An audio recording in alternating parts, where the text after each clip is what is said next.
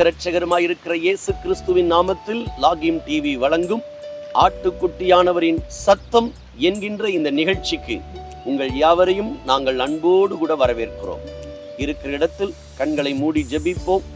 மகா பரிசுத்தமுள்ள எங்கள் பிதாவே, சர்வ வல்லமை உள்ள ஆண்டவரே, உம்முடைய குமாரனாய் இருக்கிற இயேசு கிறிஸ்துவின் நாமத்தில் உம்முடைய பாதத்தில் வருகிறோம். எங்களோடு பேசும், எங்களை ஆசீர்வதியும். இயேசு கிறிஸ்துவின் நாமத்தில் ஜெபிக்கிறோம் எங்கள் நல்ல பிதாவே. ஆமேன், ஆமேன், ஆமேன். பிரியமானவர்களே, இந்த நாளிலே நான் உங்களோடு பேசும்படி எடுத்துக்கொண்ட கர்த்தருடைய வார்த்தையின் தலைப்பு நிழல். பரிசுத்த வேதாகமத்தில் சங்கீதம் 23ஆம் சங்கீதம் 4ஆம் வசனம் இப்படி சொல்லுகிறது: நான் மரண இருளின் பள்ளத்தாக்கிலே நடந்தாலும் பொல்லாப்புக்கு பயப்படேன், தேவரீர் என்னோடு கூட இருக்கிறீர், உமது கோலும் உமது தடியும் என்னை தேற்றும் என்று சொல்லி சங்கீதக்காரனுடைய வார்த்தைகளை நாம் சங்கீதம் 23 நாம் பார்க்க முடியும்.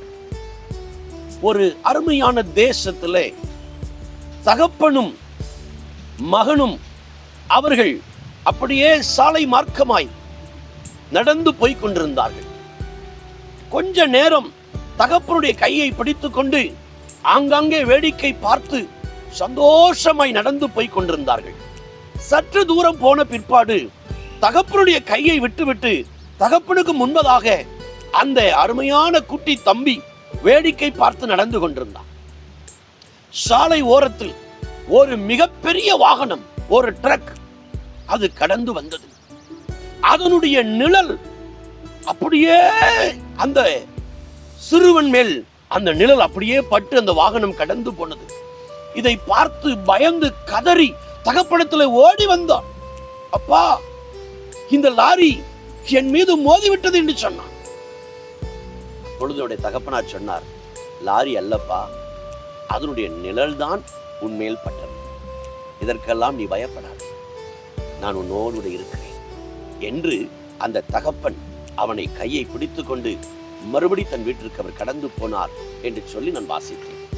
எனக்கு அன்பான சகோதரனை, இன்றைக்கும் உங்களில் அநேகர் இந்த வார்த்தையை கேட்கிற நீங்கள் நிழலின் பயத்தினால் இருக்கிறீர்கள். ஐயோ, இந்த வியாதியின் நிழல் என்னை கொன்று விடுமோ? நீங்கள் இந்த வியாதியில் சாவதில்லை. இந்த கடனுடைய நிழல் என்னை கொன்று விடுமோ? இந்த கடனில் நீங்கள் மூழ்கி போவதில்லை. என்னுடைய வாழ்க்கை இப்படிப்பட்ட பிசாசின் போராட்டத்தில் மூழ்கி விடுமோ? அப்படி ஆவதில்லை. இன்றைக்கு பல காரியத்தில் நிழலை நினைத்து வெம்பி சோர்ந்து போயிருக்கிற அன்பு சகோதரனே, சகோதரி, நீங்கள் மரண இருளின் பள்ளத்தாக்கில் நடந்தாலும் பொல்லாப்புக்கு நீங்கள் பயப்பட வேண்டாம் என்று சொன்னார்.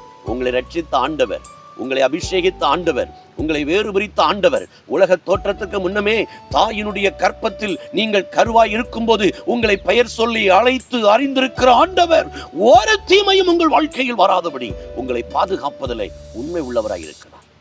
ஆனால் இன்றைக்கு நீங்களோ நிழலை போன்ற வார்த்தைகள், ஒரு மனிதன் பேசின வார்த்தைகள், ஒரு மனுஷி பேசின வார்த்தைகள், அந்த நிழலான வார்த்தைகளுக்கு பயந்து சோர்ந்து போய் சூறை செடியில் படுத்திருக்கிற சில எலியாக்களை இந்த நாட்களிலே என் ஆவியிலே உணர்கிறேன்.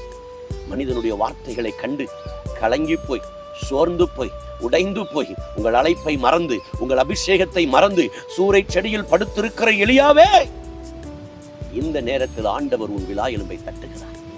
உனக்கு முன்பாக ஒரு ஆகாரத்தை வைக்கிறார், உனக்கு முன்பாக தண்ணீரை வைக்கிறார். நீ பண்ண வேண்டிய தூரம் வெகு தூரம் என்று சொல்லி ஆண்டவர் இன்றைக்கு சில எலியாக்களை தட்டி எழுப்பி மறுபடியும் பயன்படுத்த விரும்புகிறார். உங்கள் மேல் வந்தது நிஜம் அல்ல, நிழல். நீங்கள் நிஜமோ என்று பயந்தீர்கள். இதோடு என் ஊழியம் முடிந்தது, இதோடு என் குடும்பம் முடிந்தது, இதோடு என் வாழ்க்கை முடிந்தது. இல்லை, உங்கள் மேல் வந்தது நிழல், நிஜம் அல்ல என்று சொன்னால் நிஜமானவர் உங்களோடு இருக்கிறார். நிழலை கண்டு பயப்படாதீர்கள். ஒருவேளை பயந்து சோர்ந்து போயிருக்கிறீர்களா, கலங்கி போயிருக்கிறீர்களா? என் அன்பு சகோதரனை, சகோதரியே, உங்களுக்காக நான் ஜெபிக்க விரும்புகிறேன். ஜெபிப்போமா? பரிசுத்தமுள்ள எங்கள் பிதாவே, இந்த வார்த்தையை கேட்கிற என் அன்பு சகோதர சகோதரிகள் பலர் நிழலை கண்டு பயந்திருக்கிறார்கள் ஐயா, நிழலை கண்டு பயந்திருக்கிறார்கள் ஐயா. கடன் என்கிற நிழல் வியாதி என்கிற நிழல், சாசின் போராட்டம் என்கிற நிழல், மனுஷனுடைய சூழ்ச்சி வஞ்சகம் என்கிற நிழல், இப்படி பல நிழல்களை கண்டு பயந்து போய் சோர்ந்து போய் முடங்கி கிடக்கிற பிள்ளைகளுடைய வாழ்க்கையில இவர்கள் மரண இருளின் பள்ளத்தாக்கில் நடந்தாலும் இவர்கள் பொல்லாப்பிற்கு பயப்பட மாட்டார்கள். காரணம், தேவரீர் அவர்களோடு கூட இருக்கிறீர் என்று உடைய வார்த்தையை சொல்லி அவர்களை ஆசீர்வதித்து ஜெபிக்கிறேன். அப்பா, நிஜமான உண்மை அவர்கள் காணட்டும். நிழலை கண்டு அவர்கள் பயப்பட வேண்டாம். ஒவ்வொருவரையும் ஆசீர்வதியும். இயேசு கிறிஸ்துவின் மூலமாய் ஜெபம் கேளும் நல்ல பிதாவே, ஆமென்.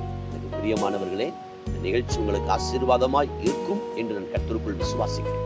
மற்றவர்களுக்கு நீங்கள் இதை பகிரும்படி அன்பாய் உங்களை கேட்கிறேன். கர்த்தர் தாமே உங்களை ஆசீர்வதிப்பார். God bless you.